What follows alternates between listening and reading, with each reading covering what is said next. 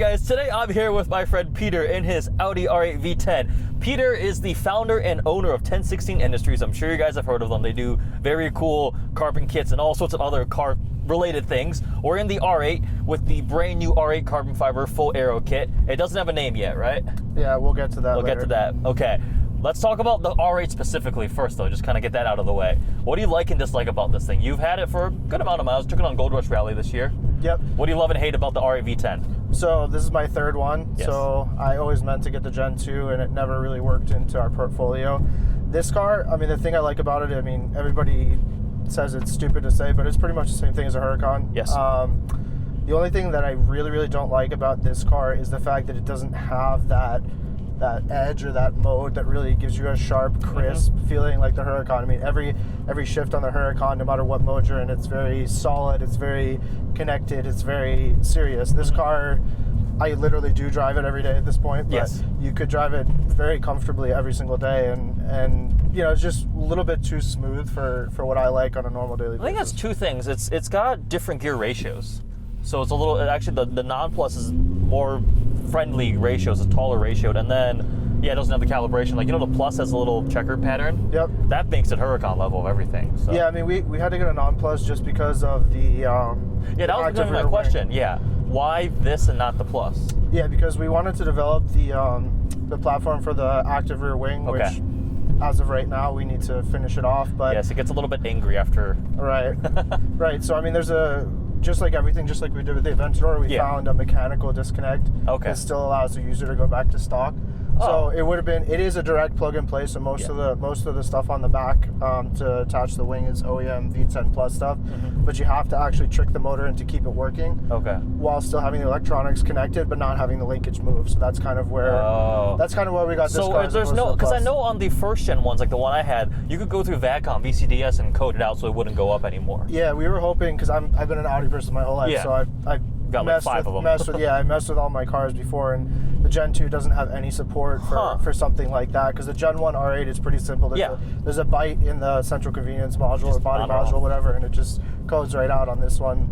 Nobody did, and the guys at VCDS, as I was told, didn't really have any interest in figuring it out. So interesting. What do you do for the Huracans and the Aventadors? Because I know I've seen Aventadors with a stupid double wing, because they have a big wing mounted, and then the active one still goes up, so it looks like an air brake. Yeah, I mean, we did the same thing. I mean, the Aventador, we looked into doing a electronic solution to kind of take care of it. And it's connected to coolant, it's connected to wheel speed sensor, it's connected to a whole bunch of different sensors. So when you actually try and get into doing it, A, it's not worth it, and B, the car really doesn't respond well. So there's actually the same type of thing. We figured out a non-invasive way to basically disconnect the factory linkage, lock the linkage down, and that's something that it's just like a bolt that you can replace back in if you ever want to put it back to an active status. That's pretty cool. So let's talk about everything that this kit contains. So it's got the front splitter, the hood, the fender vents, side skirts, diffuser, and then the Performante style wing. I want you to talk about that, because I like this wing a lot. Right. More than the V1 wing that was on like the 570s and stuff. I love this wing.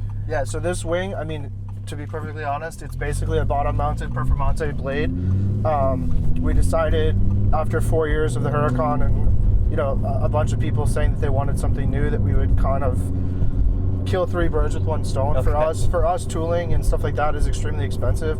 So this actually crosses across to the R8, the Huracan, and the 570S. So what it does on the 570 is it has the right profile, but it actually, when we pull it down, it starts to look kind of like the 600 LT, because the rest of our body kit kind of is the 600 LT. I mean, we came out with it first, so it was a little bit interesting when that came out, and kind of had the same look. Kind of elements to it. You're like, oh, that looks familiar. But what we learned from the Huracan in the first wing was obviously rear view visibility. Yes. So this wing is actually mounted both height, position, and pitch, the same as a Performante. So if you look out the back of the rear view, you don't have an obstructed view. So we did 2 different heights. We haven't really done it yet on the R8, but it'll probably be on the Spider. Spoiler alert, no pun intended. It'll be the only spoiler available for a Spider in the world. It'll be a lower wing. So it's OEM V10 Plus height. So basically it'll be much lower for the Spider. And generally speaking, when we do even the Huracan Spider, we have a shorter leg to kind of match the profile of the roof as it goes down a little bit better. So this wing really is profile-wise identical to a Performante. looks- Obviously, the body of a Huracan and R8, it fits very well. I think you showed either as a CAD or the FEA modeling of the wing and the airflow and how it was lined up with the Huracan one. This is like the same angle of attack and everything Right. as the Performante one. So Right. yeah, functional. You want to go through a little bit of the? I'm curious of the process. What you do? So you get a car, you take it apart, and you scan it, like a white light scanner or what, a laser scanner? Yeah, I mean, it kind of depends. I mean, depending on what kind of detail and patch you get on. Like, for example, on a big surface, usually we scan halfway down the car. We'll always do like a full half of the car as like a white light or blue light laser scan. Okay. Just to get everything from the roof, underneath, whatever, half the car, and then you can just mirror it across. Oh, okay. There's very few cars in the world where if Asymmetric. you can't do that, right? Yeah. So When after, you're doing Ferrari SF1 or whatever the hell that thing is, SP1. right. So after that, we kind of, based on, we usually have an idea what we want to do with design before we get the car or get to the car, and being able to actually be with the car. And I'm always with the car, no matter what it is, no matter how many employees I have, I will always be with the car when we do this process, because from what we render and what we do in Photoshop, stuff like that, to kind of get the base design of what we do, sometimes it doesn't translate very well to the car, or it's not possible, or, you know, yeah, like I said, it's not possible. So, you know, we go in with an idea of where we want to go. We take off, at this point, we take off more than we think we're going to need, because we've always ended up saying, I wish we had taken that off. Yeah. I mean, like the 720S, we took the entire door blade off, and at the time we didn't think it was necessary, and But you needed it. there might be something new coming out that requires that to be a different geometry. Oh. So, Okay. so yeah, I mean, we'll take the car apart, we'll get all the data, and then from there, we kind of go with our two design teams, the front end team, which did the render, and then the back end team, we have 3 or 4 guys that are dedicated specifically to CAD. Okay. And then we'll basically run through, see what's possible, look for all the attachment points, look for bonding points, stuff like that. Because with ours, we really want to make sure it's as OEM as possible. It's not held on with double-sided tape and self-tapping screws. Right. I mean, to some extent, you know, at some point you have to. You do have that. to, yeah. But we try. I mean, OEMs use that too. Right. Well, the entire Urus is held together with double-sided tape. That's I've heard that about McLaren something too. we found out the hard way, unfortunately. Really? So yeah, we'll go through that process, and then after that, it goes through CFD, goes through analysis in the software to make sure that what we did either doesn't create a worse situation or actually makes an improvement. I mean, in the case of a lot of the components, I mean, they're not going to have a strict aero function, but being that myself and pretty much everybody that I work with is an engineering background, we really try and at least be conscious. The new Huracan wing with the same blade is very highly engineered, and we were working with Taylor at Dallas Performance, who, as everybody knows, passed away not too long ago. We were working with him to kind of create a bulletproof 220, 230 plus mile an hour wing kit. Yeah. He was helping us kind of work on a zero deflection. He spent a lot of time with us trying to at least, you know, we always frame mount our wings. That's something I will never change, no matter how difficult it is. We don't believe in mounting, you know, high performance profile wings to plastic, because at the end of the day, It's going to deflect and break.